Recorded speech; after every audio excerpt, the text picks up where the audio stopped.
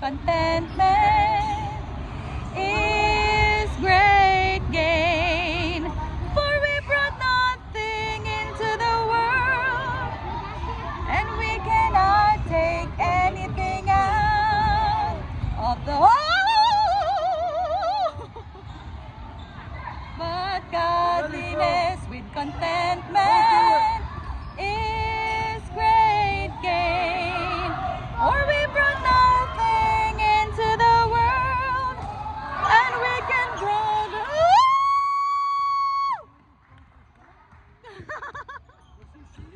No, he blocked it.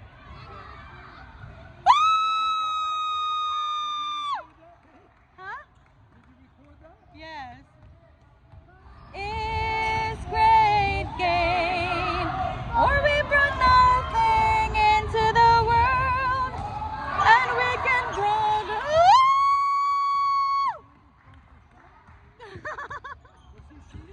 No, he blocked it.